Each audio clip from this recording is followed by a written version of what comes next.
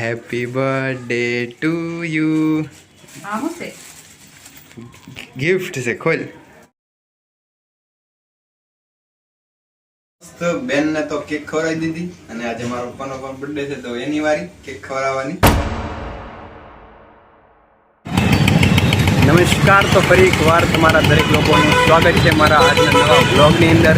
તો ગાઈસ, આજનો દિવસ મારા માટે ખૂબ જ સ્પેશિયલ છે કારણ કે આજે મારા ફૂલ સપોર્ટિવ એવા મારા પપ્પાનો હેપી બર્થડે છે અને ભાઈ સાથે સાથે મારા લાડકભાઈ બેન એનો પણ બર્થડે છે. તો વિચાર કરું છું કે અત્યારે ઓફિસેથી ઘરે જાઉં છું તો એના માટે કંઈક ગિફ્ટ લેતો જાઉં. તો આમ તો પેસ્ટ્રી બધા લોકોને ખૂબ પસંદ હોય તો વિચાર કરું છું કે એ જ લેતો જાઉં. તો જોઈ લો, અત્યારે તો ચાલુ રસ્તે છું તો હમણાં બેકરી ગોતી લઉં અને મળે એટલે લઈને આપણે પછી ઘરે જઈએ અને સરપ્રાઈઝ પણ થઈ જાય અને કહેવાય ને કે જન્મદિવસ છે તો બધા લોકોનું મસ્ત મોઢું પણ મીઠું થઈ જાય. તો જોઈ લો ભાઈ, ચાલુ રસ્તે અત્યારે દરેક લોકોની વચ્ચે વ્લોગ શૂટ કરું છું અને ભાઈ સવારનો સમય છે. સવારના અત્યારે આજે ઘડિયાળે નથી લાવ્યો, સવારના લગભગ સમથિંગ અરાઉન્ડ 8 વાગી ગયા છે કારણ કે 8 વાગે હું ઓફિસેથી છૂટું. અને જોઈ લો ભાઈ સુરતનું હાલ માહોલ. તો કંઈ મસ્ત બેકરી મળી ગઈ છે. જોઈ લો ઘણી બધી પેસ્ટ્રી છે, એમાંથી આ પેસ્ટ્રી પસંદ કરી છે. તો જો મસ્ત આપણું પાર્સલ તૈયાર છે, ચાલો હવે લઈ નીકળી. રોજની જેમ ફરી એકવાર અત્યારે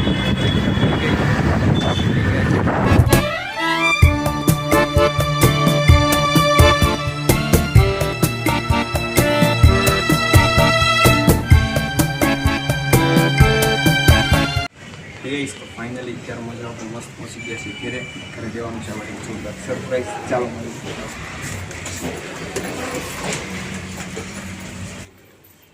happy birthday to you.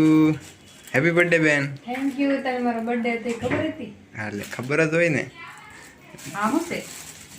Gift છે, ખોલ. મારી હાટુ લાવ્યો? હા, આપણે લાડકડી બેનનો બર્થડે હોય તો ગિફ્ટ તો દેવું જ પડે ને. નિરાતે હો નિરાતે. કેક નથી, પેસ્ટી છે. નાની છે થોડીક એટલે પેસ્ટી સારી છે. નાસ્તો કરી લીધો કે બાકી છે? તો પહેલા નાસ્તો કરી લ્યો પછી ખાઈ જો. A few moments later. Happy birthday બેની બેન. લેની ખવડાવી નહીં બેન. હવે બહુ રાહ ન જોડાવાય, એ પછી ઓગળી જાય. જો ઓગળવા માંડ્યો. તો ગાઈસ, હેપી બર્થડે પપ્પા. Happy birthday, happy birthday. તો ફેમિલી, આજે અમારે લાડકડી બેનની સાથે સાથે મારા ફૂલ સપોર્ટિવ મારા પપ્પાનો પણ બર્થડે છે. હેપી બર્થડે પપ્પા. Happy birthday. હેપી બર્થડે બેની બેન.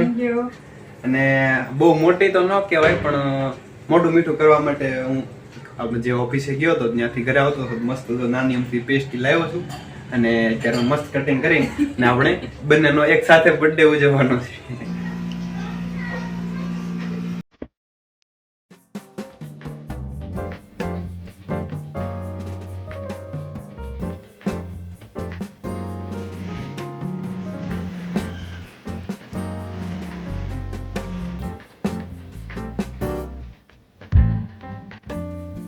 તો ફાઇનલી ગાઈઝ, મારા મમ્મીનો વારો આવી ગયો છે બેનને કેક ખવડાવવાનો.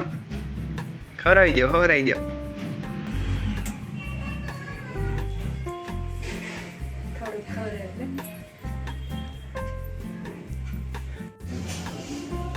તો ગાઈઝ, મસ્ત બેનને તો કેક ખવડાવી દીધી અને આજે મારો પપ્પાનો પણ બર્થડે છે તો એની વારી કેક ખવડાવવાની. કેક ભાવે તો છે ને તમને? હે? આંગળી આંગળી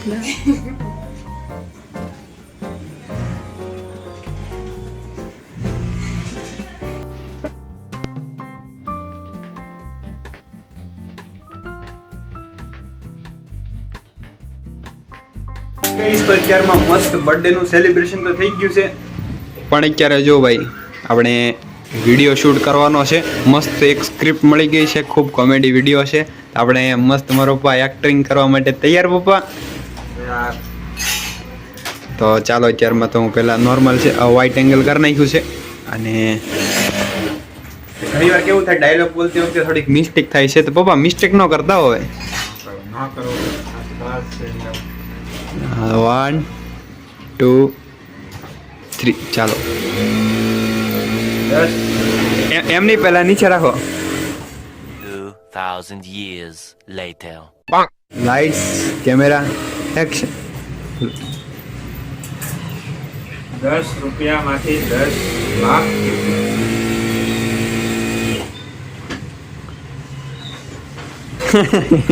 રહેવા દો ફરી વાર.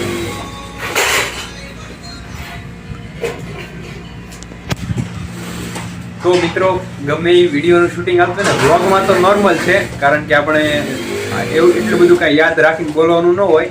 આપણને જે મરજી પડે, જે કાંઈ નોર્મલ વસ્તુ હાલતી હોય ડેઈલી લાઈફમાં આપણે ઘરે એ બોલી નાખવાનું હોય. પણ જે કોમેડી વિડીયોનું શૂટિંગ ચાલતું હોય ને તો ભાઈ હાસી મહેનત કહેવાય. કા કેમ કે ડાયલોગ આખો યાદ કરીને ચહેરાનો રિએક્શન ને બધું એમ મસ્ત રીતે શૂટ કરવું પડે. તો એવી બધી મહેનત ચાલતી હોય છે ને અત્યારે હું મારું પપ્પા બી મહેનત કરીએ છીએ વિડીયો શૂટિંગ કરવાની. તો વિડીયો આવી જાય એટલે જોઈ લેજો. તો મિત્રો અત્યારે ચાલતું હતું કોમેડી વિડીયોનું મસ્ત શૂટિંગ. મારા પપ્પાનો રોલ કમ્પ્લીટ થઈ ગયો, પછી મારી વારી આવી, મેં પણ મસ્ત એક્ટિંગ કરી નાખી. તો એ કામકાજ જે હતું એ પૂરું કરી નાખ્યું એક્ટિંગનું. મસ્ત શૂટિંગ થઈ ગયું અને અત્યારે પાછું મસ્ત જમવાનું ટાઈમ થઈ ગયો છે. તો જોઈએ આપણે જમવામાં શું બનાવ્યું છે. તો વાહ ભાઈ વાહ, મસ્ત સુરતની સ્પેશિયલ સુરતી લાપસી છે, પાપડ છે, સાથે છે મસ્ત સૂકી ભાજી. તો ભાઈ સુરતી લાપસી તો આમે તે મને ખૂબ જ પસંદ છે અને મારા મમ્મીએ બનાવી છે તો ફૂલ ટેસ્ટી બની છે. તો મસ્ત અત્યારે જમવાનો ટાઈમ થઈ ગયો છે તો જમી લઈએ. તો ગાઈઝ બપોર પહેલા જે કોમેડી વિડીયોનું શૂટ પૂરું કર્યું ને અને જમી લીધા પછી એનું મસ્ત એડિટિંગ કમ્પ્લીટ કરી નાખ્યું. એનું રિઝલ્ટ કંઈક આવું આવ્યું છે. જો દીકરા, 10 રૂપિયા હતા એમાંથી 10 લાખ થઈ ગયું. પપ્પા એમાં મારો યાદ છે 10 રૂપિયાથી 10 લાખ કરવામાં. હું કમાણીની વાત નથી કરતો, તો આટલું લેણું થઈ ગયું.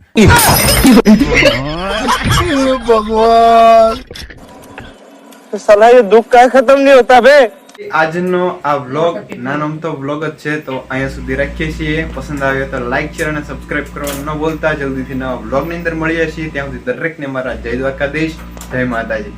અને હા, ચેનલને ખાસ સબસ્ક્રાઇબ કરવાનું તો ભૂલતા જ નહીં. Thank you so much for watching this video.